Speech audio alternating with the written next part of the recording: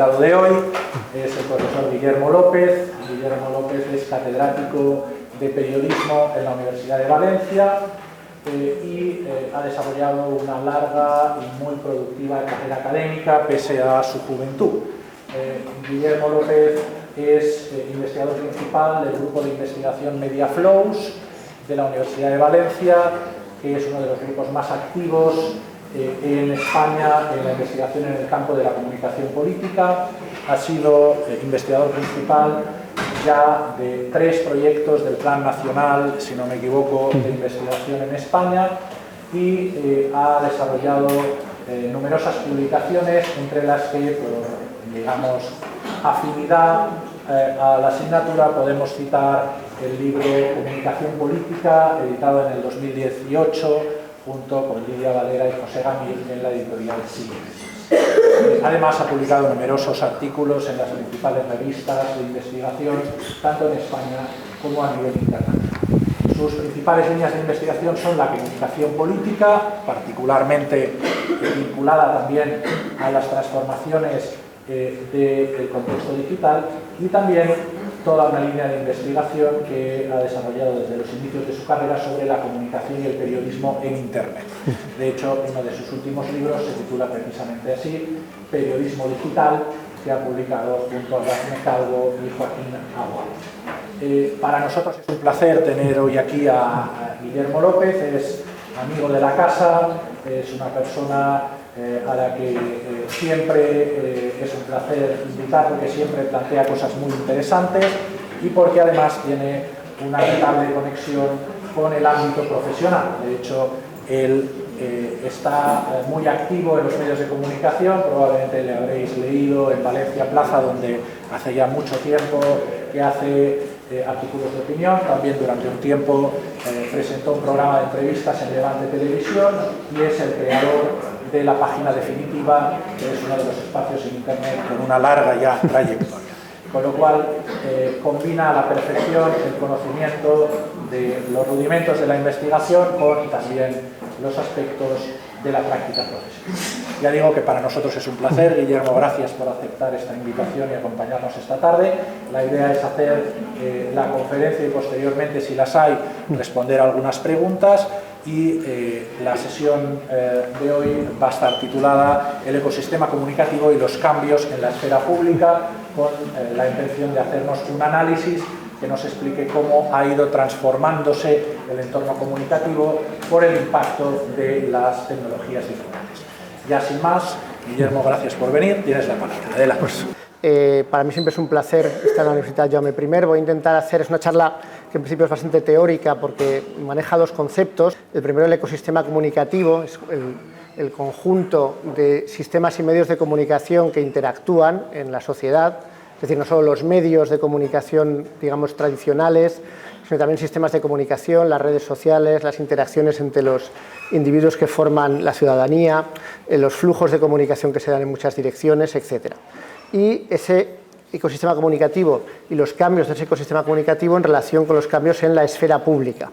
En la esfera pública podríamos considerarlo el lugar donde se produce la opinión pública, es decir, el lugar donde interactúan los distintos actores sociales, los líderes políticos, los líderes sociales del empresariado, los sindicatos, las personas prominentes en determinadas áreas, los famosos, los ciudadanos anónimos, los influencers, los medios de comunicación, nuevamente, los medios sectoriales. Todos ellos interactúan en un espacio que es esa esfera pública en la que se produce la opinión pública, es decir, la visión que tiene una sociedad sobre distintos temas de actualidad y al final la visión que tiene una sociedad sobre sí misma. Esa esfera pública ha ido cambiando con el tiempo. Primero era una esfera pública premediática, sin el concurso de los medios de comunicación. Cuando digo primero me refiero a hace más de 200 años. Posteriormente, durante mucho tiempo, fue una esfera pública fundamentalmente mediática o mediatizada, donde los medios de comunicación eran los interlocutores privilegiados, todo pasaba por los medios explicaban la sociedad, lo explicaban todo, fuera de los medios pues, parecía como que no había nada o quedaba fuera de foco, y ahora estaríamos en un escenario en el que la esfera pública pasa a ser postmediática, es decir, los medios siguen existiendo, siguen siendo muy importantes, pero ya no son lo único que hay y ya es posible, digamos, escapar a su concurso. Voy a intentar poner ejemplos Y uno de ellos, que más reciente no puede ser, por desgracia, es el ejemplo de las inundaciones que hemos vivido en la provincia de Valencia, especialmente en el área metropolitana de Valencia, que me imagino que algunos de vosotros habréis sufrido más directamente. Espero que no sea así, pero por una cuestión estadística, pues probablemente en algunos casos sea así, que tiene también una dimensión comunicativa muy clara. Primero, previamente a las propias inundaciones, el proceso de comunicación para informar a la población sobre esas inundaciones, y luego posteriormente, aunque eso tampoco me detendré tanto, cuál es el proceso de comunicación que hace el poder de esas inundaciones y de su propia labor en las inundaciones. Entonces, es uno de los ejemplos que querré poner. Bueno, si empezamos en la esfera pública premediática, es decir, aquella previa a los medios de comunicación, aquella que existía en las sociedades antes del concurso de los medios de comunicación, incluso cuando las sociedades empiezan a volverse sociedades democráticas en las revoluciones burguesas del siglo XVIII y principios del XIX, hablamos de modelos democráticos que no son como el actual, porque son modelos democráticos en los que tienen derechos y participan muchas menos personas, y ese modelo de esfera pública es un modelo de esfera pública que es necesariamente minoritario. Siguiendo dos teóricos que fueron los que, digamos, formaron o formalizaron la teoría de la esfera pública de manera más contundente, Hannah Arendt hablaba de una minoría de propietarios, es decir, que tenían propiedades y tenían un nivel adquisitivo económico suficiente para poder votar y para poder participar libremente en sociedad, hombres siempre, y que eran libres, que actuaban en sociedad. Estamos hablando, siendo generosos, del 1% de la población, que es como se configuran las democracias cuando se producen las revoluciones burguesas. Estas revoluciones burguesas idealizadas, en el caso francés, en el caso estadounidense, inicialmente, de forma particular en el caso francés, eran democracias censitarias, es decir, podía votar una parte muy pequeña de la población. De entrada solo podían votar los hombres, es decir, la mitad de la población ya no podía votar, las mujeres no podían votar, hombres mayores de 25 o 27 años, en sociedades con una esperanza de vida de 45 o 50 años, es decir, la mitad de la población que podía votar tampoco podía votar hasta cierto momento, y sobre todo había un corte determinado por el nivel económico, por la propiedad. Bueno, ese modelo de esfera pública necesariamente es muy minoritario, pero tiene algunas ventajas. Son tan pocos que pueden participar activamente en la discusión pública. Si esa esfera pública no es como la actual, en el sentido de que ahora por la esfera pública nos conectamos a ella consultando las redes sociales o leyendo un periódico digital o viendo un programa de televisión, que es como la mayor parte de la gente se conecta a la esfera pública hoy en día, de una forma tecnológicamente mediada, sino que era una esfera pública presente donde la gente podía adoptar un papel activo. Pero claro, ¿qué gente? Pues esa gente, ese 1% de la población siendo generosos. Según Habermas, que es el otro teórico que hace una teorización inicial de esta teoría de la esfera pública es el producto de intercambio de opiniones y es resultado del diálogo entre iguales. Por tanto, el valor de la esfera pública se da en ese diálogo y en ese intercambio entre personas que son iguales. Y precisamente por ser iguales, lo son porque son libres, porque todos son propietarios, todos son hombres, en el diálogo hay un valor que es el hecho de que ninguno pretende imponer, en teoría, su opinión a los demás porque ninguno está en una posición de poder o de preeminencia respecto de los demás. Es un modelo totalmente idealizado el que nos llega, que aquí se puede ver en este modelo de la Academia Ateniense, ¿no? Este es el cuadro famoso, creo que de Leonardo da Vinci, de Platón y Aristóteles hablando en la Academia con todo el mundo escuchando, pero al mismo tiempo participando. Es un modelo minoritario, de personas con un nivel de preparación y de capacidad más o menos homogéneo, con tiempo y con libertad para expresarse. Y se ve como un modelo idealizado de esfera pública, es decir, un poco la idea es, ojalá en la discusión pública en las sociedades democráticas contemporáneas, decían tanto Hannah Arendt como Jürgen Habermas, ojalá fuera así, ojalá pudiéramos hablar con libertad, pudiéramos hablar en términos de igualdad, pudiéramos intercambiar opiniones de esta manera. Claro, ignoraban cosas que desde mi punto de vista son muy importantes, como quiénes podían participar con igualdad, ¿no? Que eso no debemos perder nunca de vista. Era una parte absolutamente minoritaria de la población, pero es verdad que esa parte minoritaria sí que podía interactuar. Por eso, cuando llega la siguiente esfera pública, la esfera pública mediática, al principio la reacción es muy negativa. ¿Por qué? Porque estamos viendo un modelo idealizado, que es el anterior, en el cual necesariamente las personas tienen que participar de manera activa, tienen que expresar su opinión, tienen que buscar un consenso, tienen que buscar a través del diálogo encontrar puntos en común, pero eso no funciona en las sociedades modernas. No funciona porque toda la lucha de los sistemas democráticos a lo largo del siglo XIX y XX es una lucha para extender los usos democráticos y para hacerlo en sociedades que son complejas, es decir, sociedades que son estados-nación muy grandes, con millones de personas, que viven en espacios muy amplios, que no se pueden comunicar fácilmente y que, muchísimas gracias, y donde desde luego es absolutamente inviable que se pueda dar un diálogo en presencia de todos los participantes en el proceso de opinión pública. Esas esferas públicas han de estar necesariamente intermediadas por alguien. Es imposible que funcione un modelo como el que propugnaban Hannah Arendt y Jürgen Habermas previo a la esfera pública mediática de la que estamos hablando en los estados-nación del siglo XIX, porque son demasiado grandes, demasiado complejos y porque además están sometidos a tensiones enormes desde el principio para intentar incorporar cada vez a más gente en el proceso político. Es decir, estas democracias burguesas empiezan en el siglo XIX con en torno al 1% de la población participando, pero ese proceso se va ensanchando y continúa ensanchándose. Es decir, en países como España el sufragio universal llega, creo recordar que en 1890, a finales del siglo XIX, el sufragio universal masculino, y el sufragio universal completo llega en 1933, en la Segunda República, que es la primera vez que las mujeres pueden votar en España. Después de la dictadura vuelve el sufragio universal, pero también hay otras variaciones. La edad necesaria para votar va bajando. Actualmente están los 18 años, pero hay un debate bastante activo sobre si debería reducirse a 16 años la edad necesaria para votar. Los derechos políticos y los derechos sociales se han ido extendiendo en los últimos 150 años. Es decir, que esta esfera pública se ha ido ensanchando y se ha convertido en imposible la pretensión de la esfera pública premediática de todo este proceso de debate lo vamos a hacer como se hacía antes de que la sociedad se volviera tan compleja. Por eso aparecen los medios y un poco la reacción es muy negativa porque la idea es la esfera pública premediática generaba un debate muy vivo, muy equilibrado, muy interesante, pero los medios acaban destruyendo ese modelo de debate. ¿Por qué? Porque los medios se convierten en mediadores imprescindibles, mediadores necesarios, todo tiene que pasar a través de los medios. Las sociedades contemporáneas son sociedades en las que la inmensa mayoría del público se entera de las cosas a través de los medios de comunicación, esto ya lo habéis estudiado sobradamente en esta asignatura y en otras. Es virtualmente imposible conocer qué es lo que nos rodea, cómo es la realidad que nos rodea, sin que los medios nos la expliquen, y ese poder que reciben los medios como intermediarios es tan grande que abusan de ese poder, porque su propia naturaleza además está abusar de dicho poder.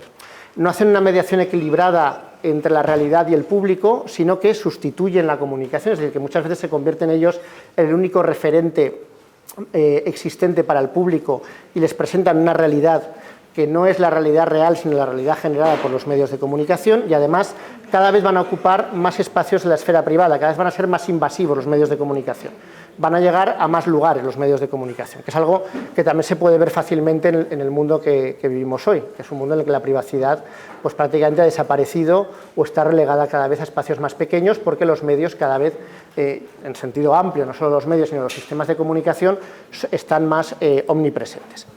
En esa esfera pública mediática, la preocupación está fundamentalmente centrada en el estudio de los efectos de los medios sobre el público, no tanto de cómo funcionan los medios, sino de qué efectos tienen sobre el público, porque se entiende que los medios son mucho más poderosos.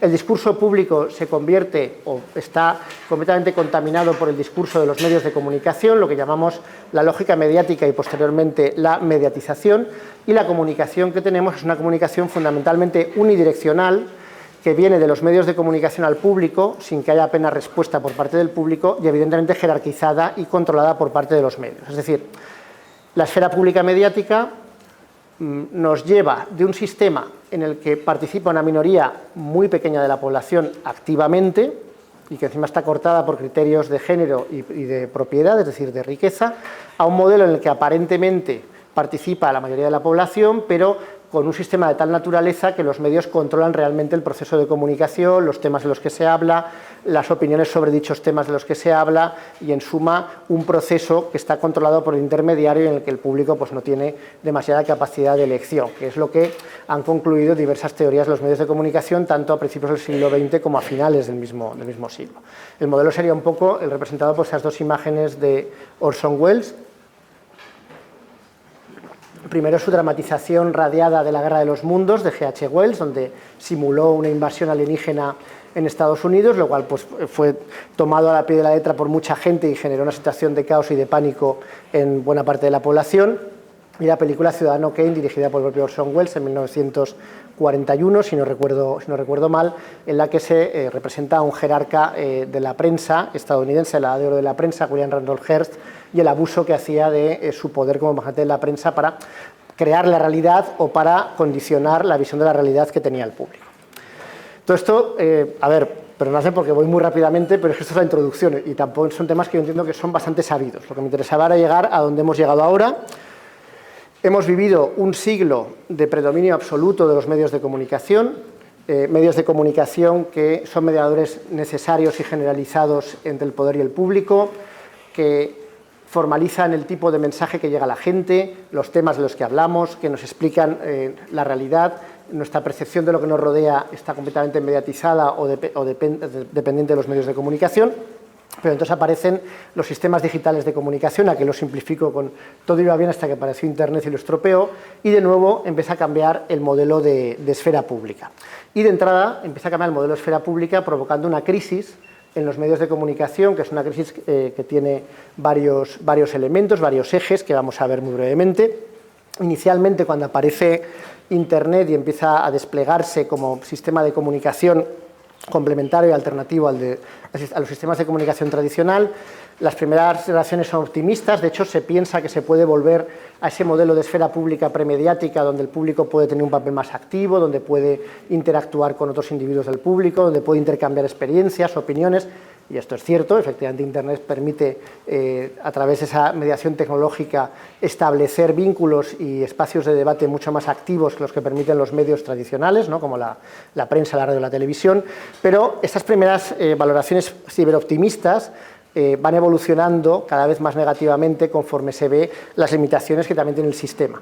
El hecho de que los medios se ven sustituidos, pero por ningún referente en concreto, que la información aparece descontextualizada, que la mayor parte del público no se interesa realmente por los asuntos públicos, sino que se interesa por asuntos cada vez más segmentados y más específicos, que no tenemos un debate público auténtico, sino muchos debates en distintos espacios homogéneos y coherentes entre sí, pero que no abarcan al conjunto de la población. Y, en definitiva, los últimos acercamientos a lo que es Internet para la esfera pública tienden a ser más bien ciberpesimistas. Es decir, un poco, esta es la lógica de todo tiempo pasado fue mejor siempre, ¿no? Primero era maravillosa la esfera pública premediática, llegaron los medios y la estropearon, luego llegó Internet y estropeó la de los medios, que después de todo no era tan mala. Siempre estamos en esa lógica de todo tiempo pasado fue mejor, que eso, desde mi punto de vista, tiene que ver sobre todo con esta visión y esta obsesión por idealizar el pasado, eludiendo o minimizando los aspectos del pasado pues, menos agradables o menos presentes en la memoria melancólica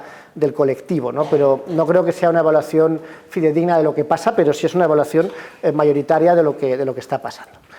Bueno, Internet provoca varios efectos, ahora pondré algunos ejemplos de cómo funcionaría el modelo, ¿no? Y a través de algunos fenómenos de opinión pública particularmente importantes.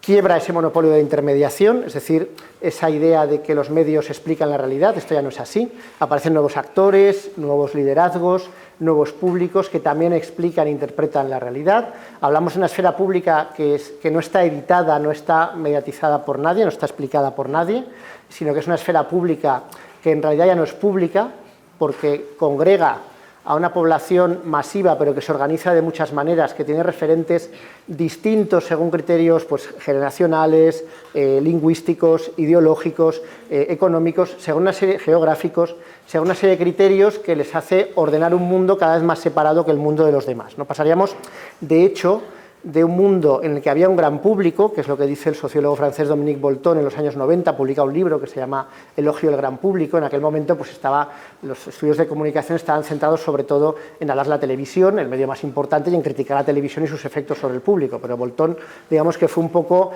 contraintuitivo y defendió que la televisión y en general los grandes medios tenían una gran ventaja, que es que democratizaban bastante la sociedad, porque nos daban a todos una experiencia vivida similar. Entonces, por poner un ejemplo, Televisión Española, en los años 80, era la única cadena existente, sobre todo a principios de los 80.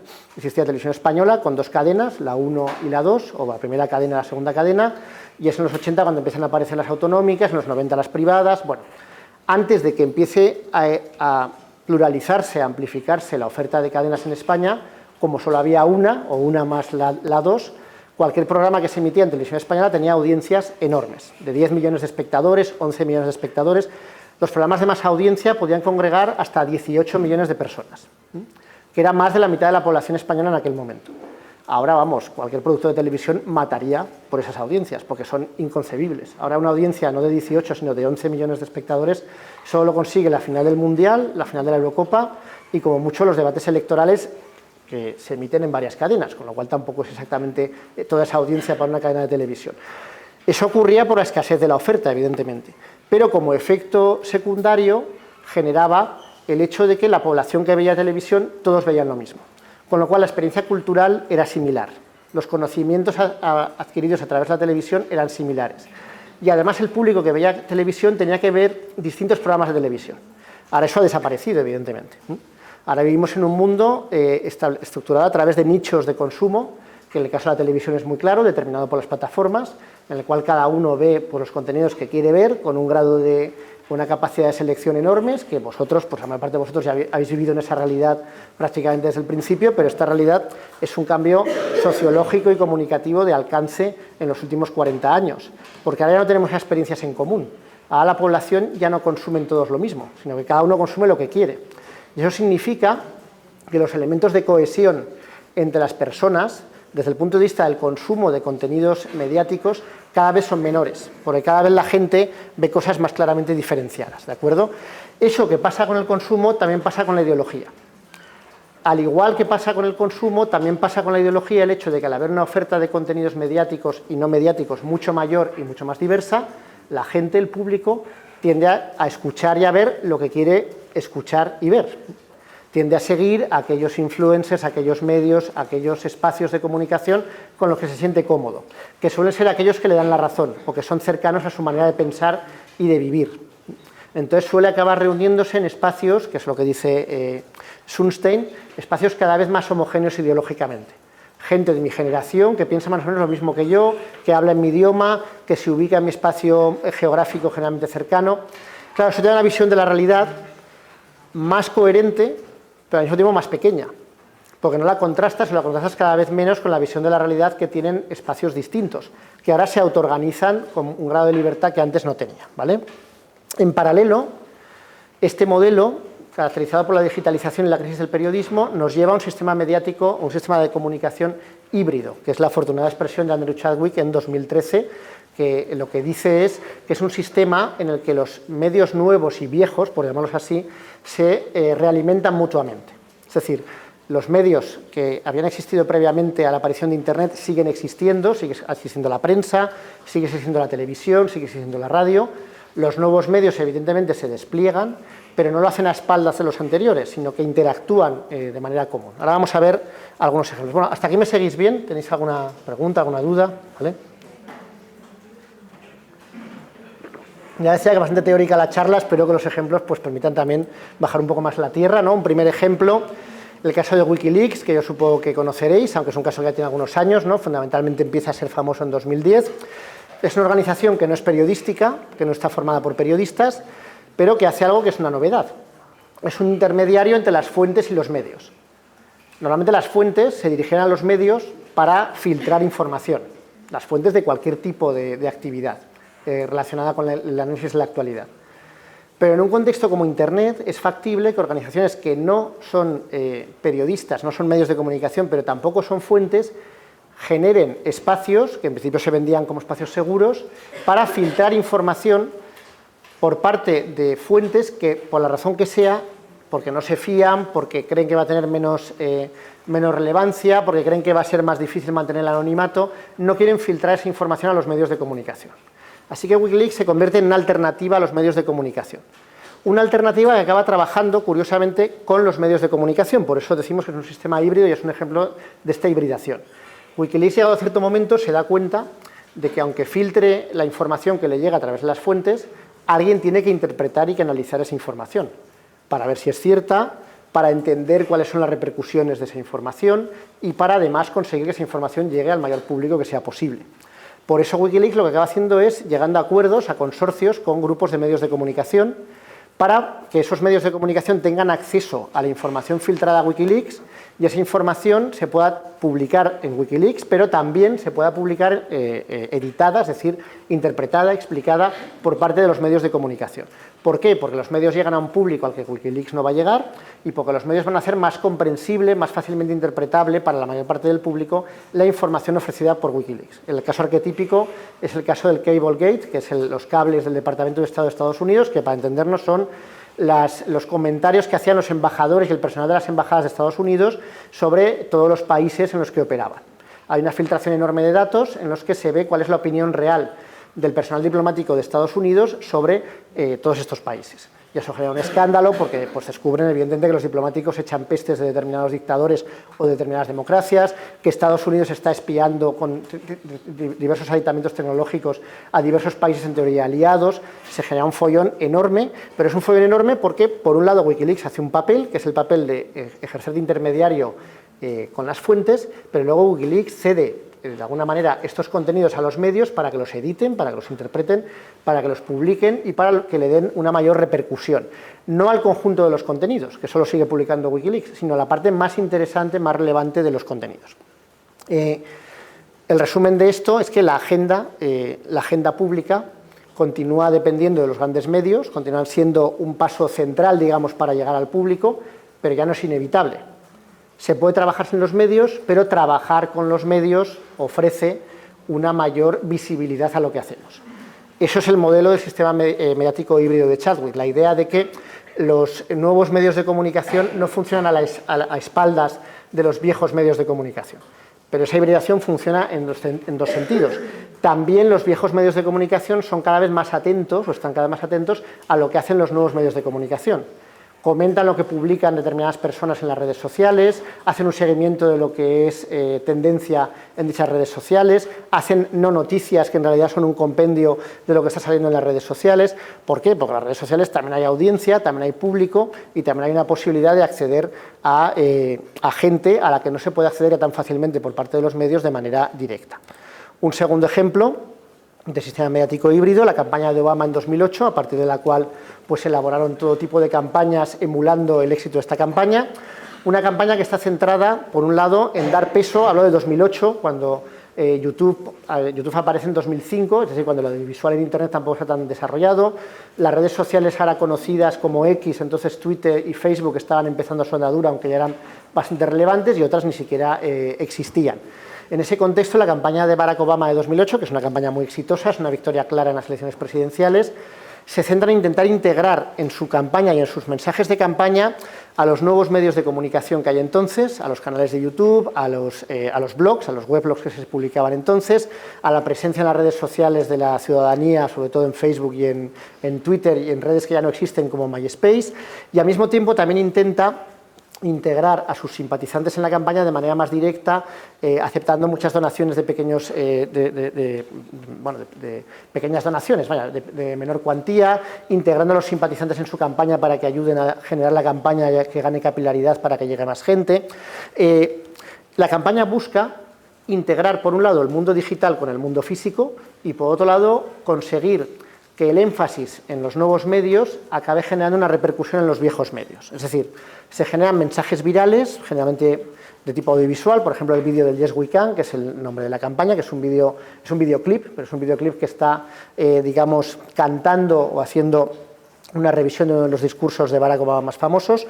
¿Y el objetivo cuál es? El objetivo es conseguir generar mensajes en el nuevo espacio del que acaben haciéndose eco los viejos medios. Es decir, que los actos de campaña, la acción en los nuevos medios, que en aquel momento es más revolucionaria que hoy en día, generen tanta atención y tanto interés por parte de los viejos medios que los medios tradicionales hablen de lo que se está haciendo en la campaña de Obama y lo que se está diciendo en los nuevos medios de la campaña de Obama. ¿Por qué? Porque ese mensaje y esa campaña está controlada por parte del emisor. Es decir, lo que hace la campaña de Obama es algo que han intentado hacer la clase política desde que el mundo es mundo, que es controlar el mensaje de la campaña. Pero en este caso se controla el mensaje de la campaña canalizando ese mensaje a través de simpatizantes, de usuarios de las redes sociales, de nuevos medios, que están completamente controlados y centralizados en cuanto al mensaje por parte de la propia campaña de Obama, pero que generan un efecto, digamos, no sé cómo llamarlo, quizás refrescante, original, innovador, que llama la atención de los medios de comunicación clásicos en Estados Unidos y que les hace prestar, por un lado, más atención y, por otro lado, una atención más positiva, más amable a lo que se hace en la campaña. Es decir, si en Wikileaks lo que veíamos era que una institución no mediática surge en Internet para, al final, intermediar entre las fuentes y los medios, y que ya le quitaban a los medios ese peso específico que tienen de ser intermediarios generalizados para convertirlos en intermediarios principales, aquí lo que tenemos es un nuevo enfoque, que es vamos a desarrollar contenidos en los nuevos medios pensando en el impacto que va a tener, pensando al menos en parte, en el impacto que vamos a lograr en los viejos medios. Que esto que hace Obama es lo mismo que hacen la mayor parte de los líderes políticos que tenemos en España y en otros países, y además de manera cada vez, si queréis, más chabacana y más evidente. El caso de Donald Trump, por ejemplo, es un caso muy similar al de Obama en realidad. Es lo mismo, lo que pasa es que nos cae mal, digamos, nos cae peor que Obama, pero básicamente es lo mismo. Es un señor que tiene unos seguidores que son muy fieles a él, que hacen donaciones, que participan en la campaña, que colaboran a través de las redes sociales, y luego tenemos un líder político que emite sus propios mensajes. Lo que pasa es que son mensajes que denuncian la conspiración de los medios clásicos contra él.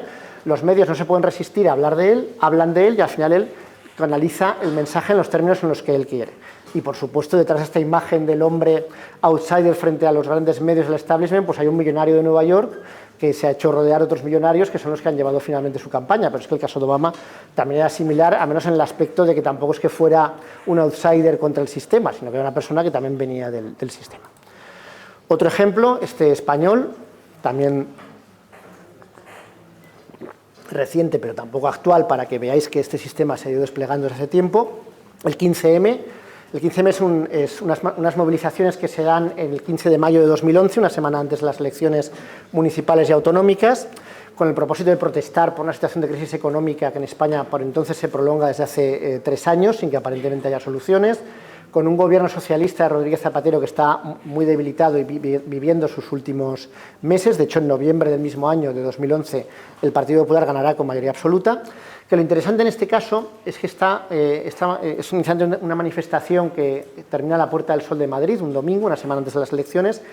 Es una movilización que se da sin el concurso de los grandes medios. Es decir, es una movilización de abajo arriba, por parte de asociaciones ciudadanas de toda índole, algunas volcadas claramente a la izquierda, otras de carácter apolítico o transversal. Casi todas ellas se mueven tanto en el mundo físico como en el mundo digital con cierta soltura, y todas ellas tienen un alcance muy pequeño. Pero conjuntamente consiguen movilizar a unas 50.000 personas, que son las personas que se movilizan en esa manifestación, que realmente es una manifestación bastante importante, y a partir de ahí sucede algo que también suele suceder con cualquier movilización de esas características. Una movilización tiene dos parámetros. Por un lado, la gente que participa en la manifestación, en este caso, y por otro lado, la gente que ve esa manifestación.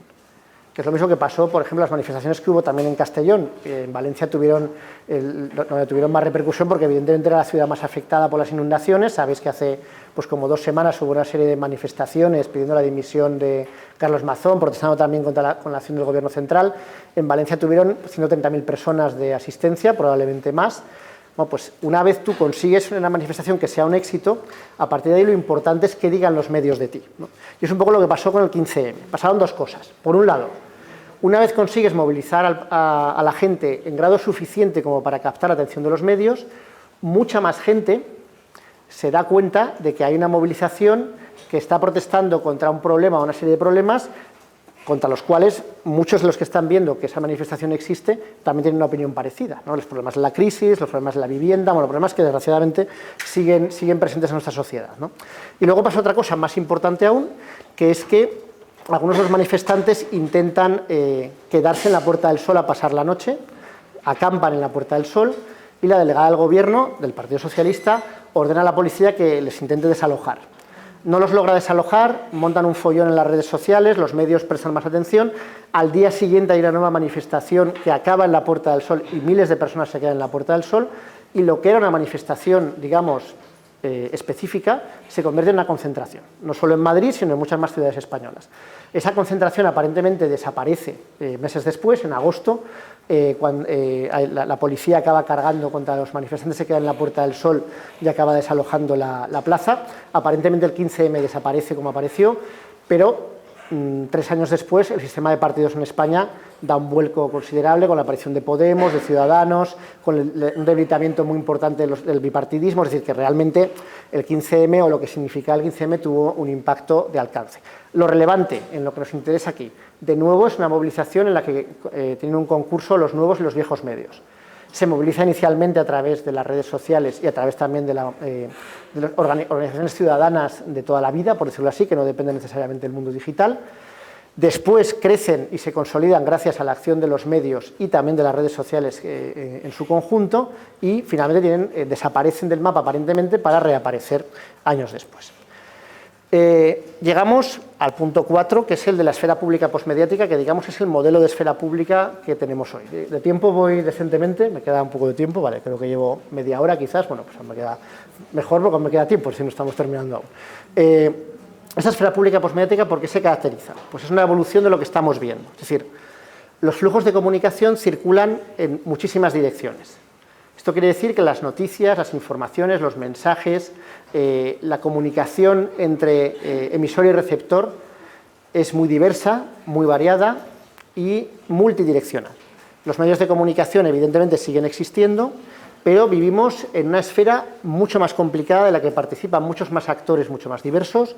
Es un conjunto fragmentario, múltiple, fluido e híbrido de formatos y espacios de diversa naturaleza. Es lo que dice Philip Schlesinger en un artículo reciente cuando habla de la post-public sphere. Lo que quiere decir es que la esfera pública ya no es pública, porque hay tantos mensajes tan diversos, dirigidos a tantos colectivos, que se autoorganizan de maneras tan diferentes, que es cada vez más complicado encontrar un mensaje al que llegue no ya al conjunto, sino a la mayoría de la población. Por eso los debates que se dan en la esfera pública ya no son tan públicos.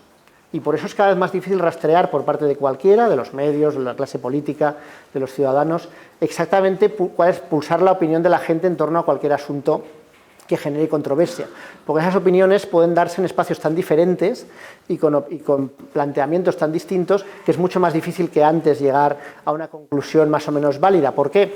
Porque ya no tenemos a un intermediario privilegiado como eran los medios de comunicación, ya no son tan importantes como antes, se han debilitado poderosamente, como ahora veremos, y porque lo que había antes, ese modelo de participación en presencia, pues nunca fue viable en una sociedad de masas, ¿no? ¿Qué cambios nos encontramos en esa esfera pública? Si antes los medios eran los mediadores generalizados, ahora tenemos una crisis en la intermediación, tanto por parte de los medios, es decir, periodística, como de las instituciones, que pierden cada vez más credibilidad y más visibilidad. Es decir, las instituciones cada vez pierden más audiencia o más población que ya no les escucha, que ya no se fija en lo que tiene que decir la comunicación institucional de los gobiernos. Hay una parte de la población cada vez mayor, que en algunos países puede llegar a 1/3 de la población, que ya no sigue la actualidad. Y esto quiere decir que ya no se fija en lo que dicen los medios ni en lo que dicen las instituciones, vive un poco a espaldas de esa realidad. Por tanto, sus juicios de valor y su visión del mundo van a tener un impacto como mucho indirecto, estos medios y esas instituciones, lo que les pueda llegar a través del entorno más inmediato, pero no lo que les llegue directamente, ¿vale? Directamente podemos hablar, como hacía Pere Masip en artículo 2019, de desintermediación, es decir, que desaparece ese mediador. Nos llegan los mensajes directamente, o en apariencia nos llegan directamente, por vías muy variadas. Esos mensajes quizás tuvieron su origen en los medios, pero ya no nos llegan a través de los medios muchas veces. Si os recomiendan una noticia, un artículo o un extracto del mismo por parte de un conocido, de un amigo, de un familiar, ya no es el medio el que os está recomendando ese artículo. Por tanto, ya no está haciendo esa intermediación. Así que el mensaje os llega en unas condiciones que no son necesariamente las que el medio había previsto, con lo cual la pérdida de peso de los medios es cada vez más importante. De hecho, es un contraste muy grande respecto de lo que eran las teorías de los medios de comunicación y los paradigmas teóricos predominantes en los últimos 50 años, teorías que seguro que os sonarán, la agenda setting, el frame, la teoría del cultivo. Todas esas teorías se centran en lo mismo al final, son enfoques diversos, pero todos se centran en un apriorismo, digamos, o una premisa, que es la idea de que los medios son muy poderosos y son los intermediarios que se encargan de configurar nuestra visión de la realidad. Y luego ya eso tiene una serie de efectos sobre el público. Pero es que ahora estamos llegando a un nivel en el que empieza a negarse esa premisa. Es decir, la idea de que efectivamente nuestra visión de la realidad depende de los medios. Luego veremos que tampoco es para tanto, pero es un poco la visión que inicialmente se da.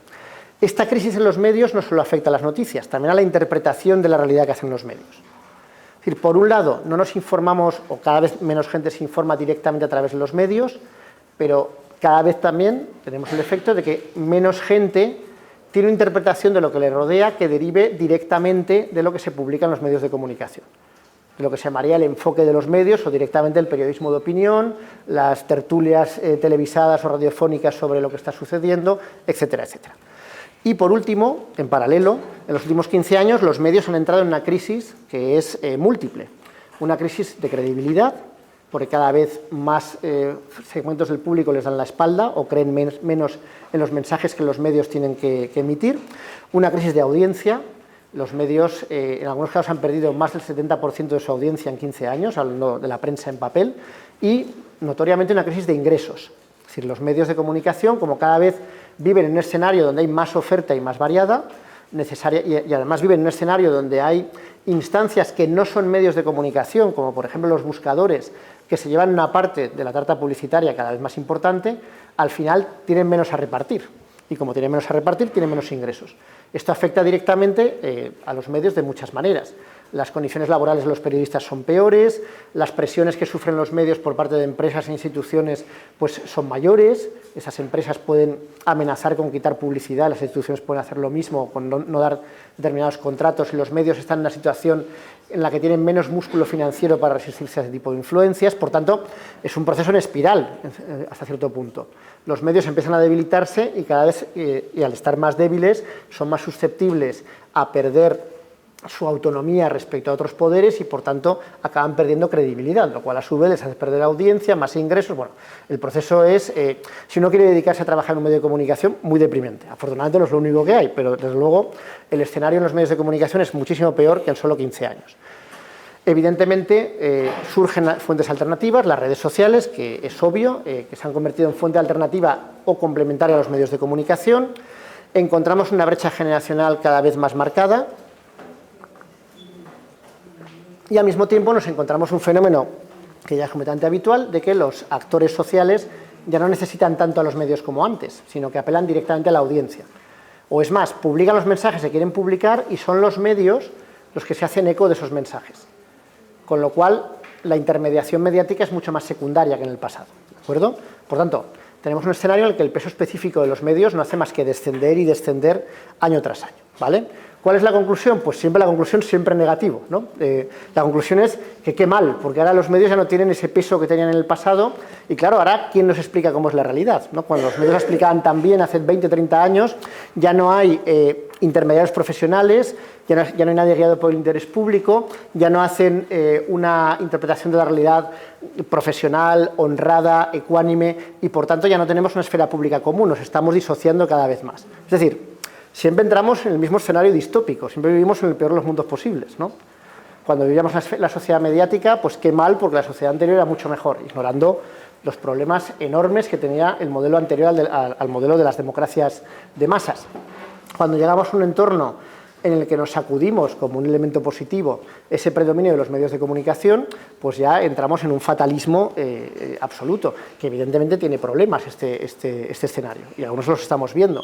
Efectivamente ya no hay una experiencia cultural común como la había antes, efectivamente muchos de los actores que actúan directamente, pues casi todos ellos son actores interesados y sus mensajes no están guiados por criterios de interés público sino de interés particular, efectivamente la información es una información mucho más descontextualizada, lo cual da lugar a todo tipo de equívocos, la desinformación es un fenómeno mucho más habitual que en el pasado, etcétera, etcétera. Pero tampoco nos quedemos solo con el aspecto negativo, ¿no? Es un poco el mensaje. Bueno, el modelo distópico sería este. Javier Milei como presidente de Argentina, una persona que proviene del mundo mediático y que gracias a eso acaba siendo presidente de Argentina, no solo gracias a eso, sino, digamos, escandalizando a la población, soltando barbaridades en los medios de comunicación, que es el motivo por el cual los medios de comunicación le llaman y le siguen prestando atención, consigue granjearse el apoyo suficiente social para formar un partido político y al final acaba consiguiendo la presidencia de Argentina. Bueno, aquí lo vemos con su perro, porque sabéis que tiene 5 perros que son clones de un perro suyo, no me acuerdo cómo se llamaba, pero que falleció hace unos años, Pero el problema es que él dice que tiene 5 perros y tiene 4. El quinto perro es un espíritu, que, bueno, el perro fallecido con el que por lo visto sigue hablando. Es decir, es un personaje completamente estrambótico, pero que, digamos, su carácter estrambótico, sus aparentes locuras, es parte del encanto y del atractivo, primero para la audiencia y después aparentemente para el votante. Un segundo caso es el de Elon Musk, el día que entró con un lavabo en la sede de Twitter, el día que compró Twitter y, digamos, tomó posesión de Twitter, y en solo un par de años pues ya hemos visto el cambio que ha dado esta red social. Desde una red social que intentaba asemejarse al modelo ese de esfera pública del que estamos hablando, en el que al menos todo el mundo tenía la opción de participar, a un modelo de esfera pública mucho más explícitamente sesgada y comercializada, donde pues, quien paga tiene mayor visibilidad, donde además el dueño tiene intereses políticos muy claros y muy específicos que los hace valer en la composición del algoritmo de Twitter, etcétera, etcétera. Es decir, un cambio de paradigma muy claro, en el cual instancias que no son medios de comunicación adoptan roles y comportamientos mediáticos y sustituyen a esa intermediación mediática por una intermediación desarrollada por ellos mismos, ¿no? En el caso de Milei, un político; en el caso de Musk, el dueño de una empresa que es una empresa, pero sobre todo una empresa de comunicación de gran importancia. Entrando en el caso práctico que acabamos de vivir, que lo puse porque es reciente y porque también me pareció interesante,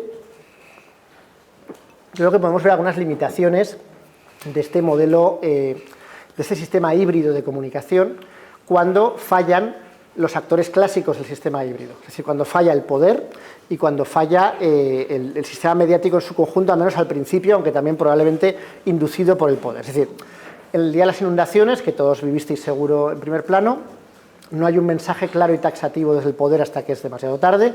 Ya conocemos las especiales circunstancias, bueno, más o menos supongo que conoceremos más, ¿no? Pero las especiales circunstancias que llevaron al presidente de la Generalitat a llegar a las 7:30 al centro de control de emergencias y a no mandar el mensaje hasta las 8 de la tarde, cuando ya, pues ya había sucedido el desastre y, por tanto, pues poca gente se pudo salvar de las inundaciones.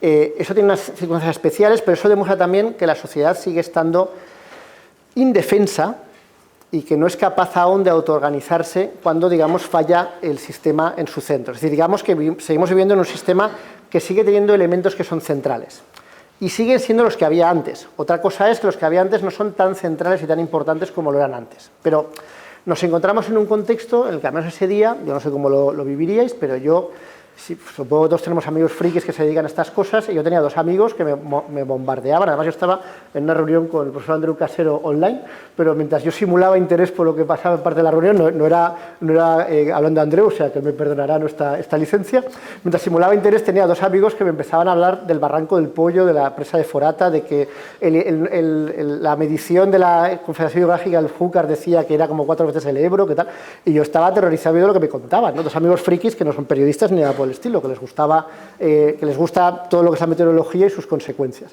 Entonces, claro, recibías información, pero recibías información por vías, digamos, que no tienen ese reconocimiento que damos en sociedad a las fuentes oficiales, que son, en este caso, pues el poder político, que tiene que hablar con absoluta claridad, y en segundo caso, por delegación, los medios como intermediarios. Los medios sí que informaron de la problemática, pero no de las posibles consecuencias que podían tener esas inundaciones o hasta qué punto eran graves, porque también les pilló desprevenidos. Es decir, yo creo que la televisión pública autonómica hizo un muy buen papel, yo creo que se reivindicó. Ayer me dijeron una frase que me pareció bastante interesante, ¿no?, para sorpresar en qué tipo de sociedad vivimos, ¿no?, que la única institución pública valenciana dependiente de la Generalitat que hizo un buen trabajo fue la televisión pública, y el único que ha dimitido es el director general de la televisión pública, ¿no? Todos los demás no han dimitido. Pero bueno, eso es una nota al pie, ¿no?, pero os lo digo porque con esa excepción de la televisión pública tampoco los medios realmente pudieron suplir al poder político para avisar a la población. No es que no dijeran nada, dijeron más que el poder político, pero lo que dijeron no fue suficientemente incitante para probablemente que la mayor parte de la población pues fuera consciente en pocas horas del riesgo que se corría, ¿no? Por tanto, esa comunicación descentralizada de las redes sociales se puede combinar con los medios, se puede combinar con la comunicación institucional, la potencia, la diversifica, permite llegar a sitios a los que solo los medios y solo el poder institucional no va a llegar, pero no la puede sustituir, no tiene aún esa capacidad. A menos en situaciones como esta, en la que hay prisa, en la que hay un acontecimiento que necesitamos que alguien nos interprete, pero también que alguien le dé carta de naturaleza, para que nos diga, señores, esto es lo que hay. Luego veremos lo que hizo el poder central con algunos ejemplos. Otra cuestión interesante con la polémica que hay después al respecto, es que toda la información y las acciones dejan rastro en este modelo de comunicación digital. Todo deja rastro. Entonces, cuando algo no deja rastro, esa ausencia de información y de acciones resulta muy llamativa. ¿En qué se han centrado los medios de ese primer día? Por un lado, el mensaje de Carlos Mazón, el presidente de la Generalitat, a mediodía, diciendo aquí no pasa nada, que es un poco el mensaje, bueno, parece que la Dana ya se va hacia Cuenca, entonces os podéis olvidar, todo va bien. Y luego, en que acto seguido, Carlos Mazón se fue a comer y nadie sabe exactamente por qué estuvo tantas horas en esa comida de trabajo, en teoría con la periodista Maribel Vilaplana, y por qué llegó tan tarde a esa reunión y por qué nadie le avisó de la situación, ¿no? Y luego ha surgido recientemente otra incertidumbre, que es que en la famosa reunión esta del Comité de Emergencias, durante una hora, los representantes del Estado Central se quedaron a negro, porque como estaban conectados online, se desconectaron. Entonces, inicialmente la Generalitat dijo es que la conexión no iba bien, pero ahora parece que igual la conexión iba bien, pero la quitaron. Es decir, que conforme más avanzamos, más vemos varias cuestiones. Pero la principal es, todo deja rastro, cuando intentas que algo no deje rastro, ese rastro sigue presente. ¿Qué pasó con la famosa comida de Mazón? Que la Generalitat mintió inicialmente. Mintió diciendo, Mazón está en el palo de la Generalitat, ha estado trabajando en los presupuestos y atento y pendiente de todo lo que pasaba. Pero el paso de los días mostró que eso era imposible, porque si sabía lo que pasaba no había ninguna justificación para no hacer nada. Con lo cual, al final, lo que se ha visto es realmente no sabía lo que estaba pasando, ¿no? Además, si tú intentas ocultar, ese ocultamiento de la información siempre tiene consecuencias, ¿no? Supongo que habréis visto Black Mirror, la serie, seguro que la conoceréis. El primer episodio, que probablemente alguna vez os han puesto en clase, porque es una masterclass de cómo funciona la comunicación política moderna. El del himno nacional es el episodio en que el primer ministro de Inglaterra rapta a la princesa de Inglaterra y entonces él tiene que tener relaciones sexuales con un cerdo. Bueno, esa es la premisa, ¿vale? Pero lo interesante hay muchas cosas interesantes de ese capítulo, pero una de las cosas más interesantes es que inicialmente todo el público dice que apoya al primer ministro y que cómo va a hacer esa barbaridad, que locura, pero en paralelo el primer ministro intenta crear una película fake en la que un actor pornográfico va a ejercer su papel por si acaso no encuentran al secuestrador para hacer creer al secuestrador que sí que ha cumplido sus premisas. Eso se desvela porque es imposible ocultar información o muy difícil en la era de las redes sociales, porque un fan del actor porno le hace una foto cuando va a entrar en el set de grabación, entonces eso se difunde como la pólvora y eso hace que la opinión pública vire drásticamente. ¿Por qué? Porque el primer ministro ha intentado engañarles o quería engañarles.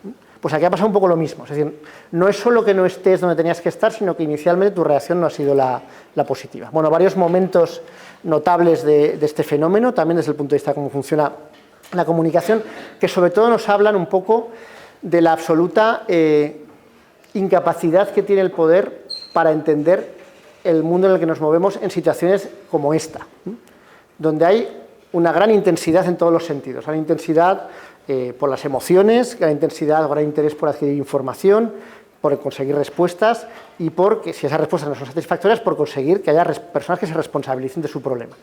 Mazón, cuando una vez ya el mal está hecho, digamos, pues aplica el manual de comunicación de toda la vida de la clase política, se pone un chaleco rojo de emergencias para dar imagen de que está trabajando en ello.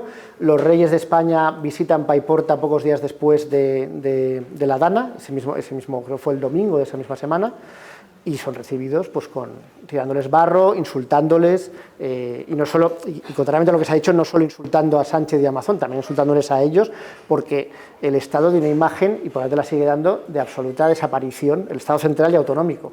No solo cuando se produjo la Dana, sino los días posteriores. Yo sé, la población de ahí lo pudo ver, pero aparentemente los medios y la clase política española y valenciana no lo habían visto, y por eso fueron ahí, que fue un error de comunicación desmesurado, descomunal. Es decir, esas imágenes del rey desencajado, de la reina, esas imágenes no estamos acostumbrados a verlas en España, ¿no? Y se han visto porque es una visita que no se supo llevar adecuadamente. Y la última imagen que os quería mostrar, también de un sistema político, unas estructuras de poder que aún no entienden perfectamente cómo funcionan las cosas en estos entornos, es unas manifestaciones que desbordaron todas las previsiones, teniendo en cuenta además que son unas manifestaciones que se dan en una situación de precariedad de los medios de transporte inmensa. Yo no sé cuántos de vosotros vivís en Valencia o en el área metropolitana de Valencia, supongo que habrá gente que vivirá en el área metropolitana o en Valencia, Pero aquel día, aquellos que fuerais, que por cierto, casi todo el mundo que fuera gente joven, igual que los voluntarios han sido casi todos gente joven, era muy difícil ir si vivías en una ciudad, en un municipio del Horta Sur o del Horta Oeste, porque las comunicaciones no funcionan, entonces tenías que ir andando. Y andar es andar horas para llegar a una manifestación. Era complicado moverse si vivías en el Estarradio de Valencia, aunque no fuera la zona afectada, pero es que incluso los medios de transporte públicos, dado que no funciona, ni funcionaba el metro, también eran muy limitados para llegar a la plaza del Ayuntamiento. Los autobuses iban todos llenos y aún así pues se llenó la plaza. Yo creo que ninguna previsión podía estimar una afluencia como esta.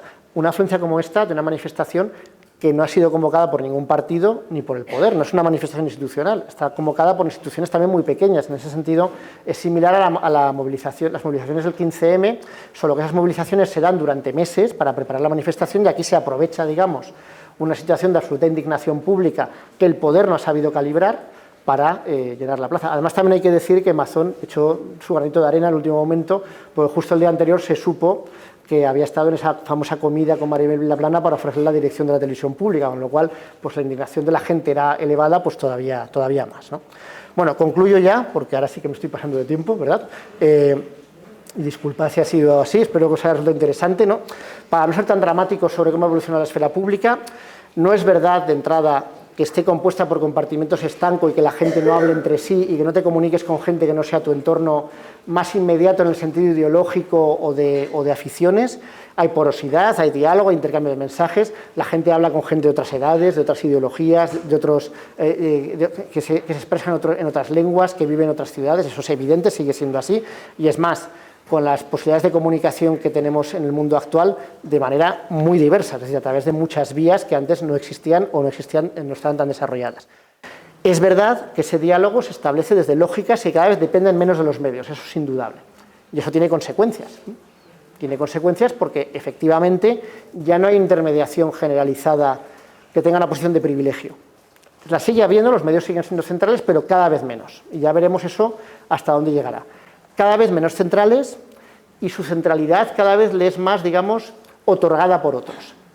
Ya no es el medio que es quien explica la realidad, es el medio que consigue que determinado influencer lo mencione, que determinada historia publicada por los medios se haga viral o que hace mención a determinados influencers y entonces está informando sobre lo que hacen estas personas. Es una interacción mucho más igualitaria respecto del modelo anterior entre distintos actores sociales con los medios de comunicación, la que da lugar a esa intermediación, ¿de acuerdo? Una esfera pública que ya está más organizada y estructurada mediante datos, que nos permite saber algo sobre el público, no saberlo todo, pero sí saber algo, perfiles de usuario que encarnan las ventajas y las limitaciones del debate público, perfiles de usuario que no comunican con toda la riqueza que se puede dar en el mundo físico, a veces porque esos perfiles son falsos o representan una evolución digital de la personalidad de cada uno que no es exactamente cómo se comportaría esa persona en el mundo físico, en el mundo real, por decirlo así. Una comunicación que al ser mediada tecnológicamente también tiene sus limitaciones, como la diferencia entre dar esa charla online que algunas personas están recibiendo o darla en presencia, etcétera, etcétera. Los medios de comunicación en este modelo siguen teniendo un enorme peso específico, directa e indirectamente, o sea, no es verdad que vivamos en un mundo completamente ajeno a los medios, pero han perdido credibilidad, han perdido sectores de la audiencia que antes eran cautivos y que ahora cada vez se han emancipado más, y concluyendo, lo que está claro es que el mundo en el que estamos es así, porque hay una tendencia, al menos en los estudios de comunicación, que a mí me parece absurda, que es la idea de ojalá volviéramos al escenario anterior. Bueno, pues sí. Yo, por ejemplo, por poner un ejemplo absurdo, más absurdo aún, yo soy aficionado al Real Zaragoza y en los años 90 Zaragoza ganó varias Copas del Rey, una recopa. Ojalá viviera en los años 90 otra vez y ganáramos. Bueno, estamos en segunda división, ¿qué le vamos a hacer? El otro día el Castellón nos ganó en casa, pues así es la vida, ¿no? Pues uno vive en el mundo en el que vive, con las condiciones en las que está.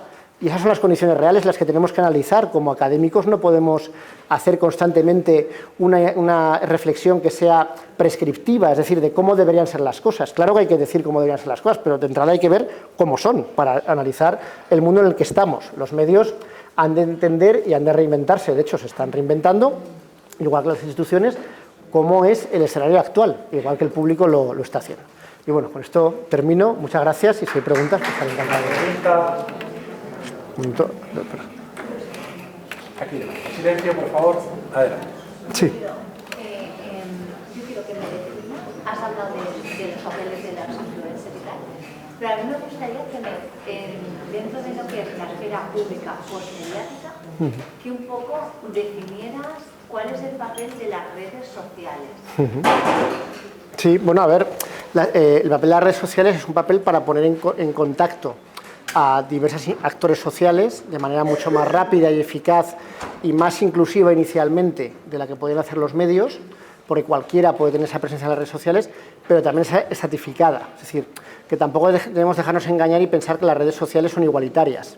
Las redes sociales también generan jerarquías, igual que lo hacían los medios. En esas jerarquías, aquellos que tienen una preeminencia social bien, digamos, que emana del mundo físico, por ejemplo, un líder político, o un empresario, un sindicalista, un periodista famoso, tienen mucha más visibilidad y mucha más presencia, y sus mensajes, por favor, un poco de silencio, sus mensajes llegan más lejos y radian más, pero al mismo tiempo las personas que se han creado también una visibilidad en las propias redes sociales también se convierten en nuevos actores sociales que antes no existían. Por ejemplo, los youtubers, por ejemplo, los influencers. Entonces, en resumen, estas redes sociales son una representación incompleta de la sociedad, que tiene su propia lógica de comunicación, que es una lógica descontextualizada, que es una lógica que bebe de todo tipo de fuentes y que difunde a gran velocidad los debates públicos.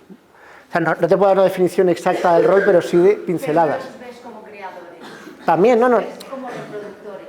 No, ambos roles, juegan ambos roles. Es decir, son creadores de opinión, desde luego, y pueden ser creadores de noticias, de información en algunos casos. Por ejemplo, con las inundaciones, las redes sociales nos permitieron ver a muchos lo que estaba pasando en los pueblos mientras pasaba, antes de que los medios y, por supuesto, el poder político lo dijera.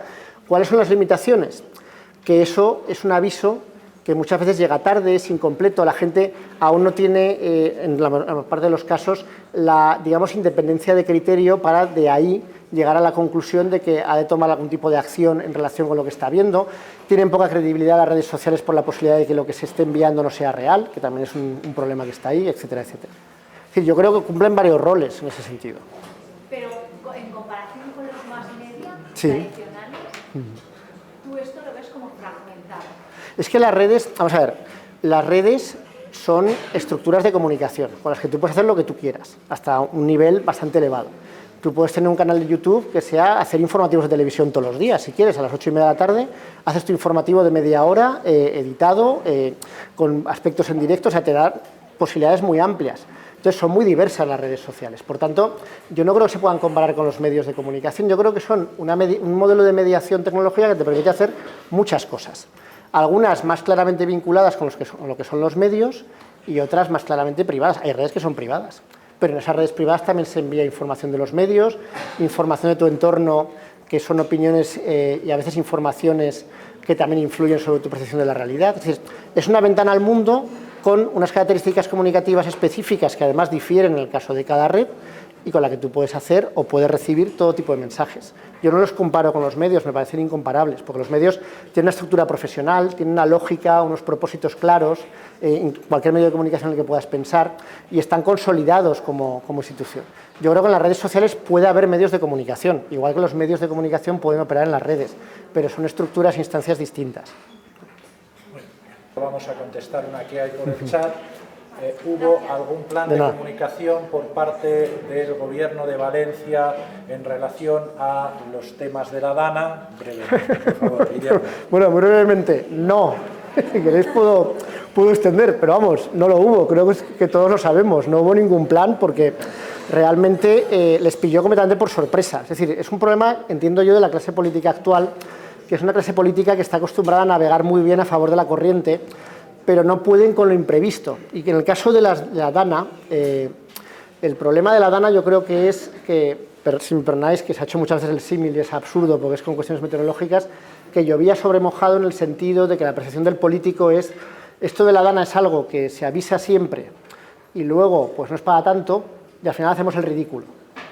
Estaba en el recuerdo lo que había pasado en la Comunidad de Madrid hace un par de años, al menos seguro el recuerdo de la Generalitat Valenciana, y lo que había pasado con el huracán en Florida, que yo recuerdo a la alcaldesa de Tampa diciendo, que es una ciudad en el sur de Florida de las más afectadas por la Dana, dijo, los que no evacúen, los que no se vayan, morirán. Que que es un mensaje bastante claro por parte del poder político, ¿no? Si tú sales como portavoz y dices, los que no os vayáis moriréis, por un lado, seguro que el mensaje es viral, o sea, no os preocupéis, que yo seguro que tiene mucha viralidad, y segundo, pues la gente que no haga caso ya sabe lo que hay. Luego no murió casi nadie, y se dijo, tampoco ha sido para tanto, pero es seguro que ese mensaje contribuyó a que muriera menos gente de la que murió.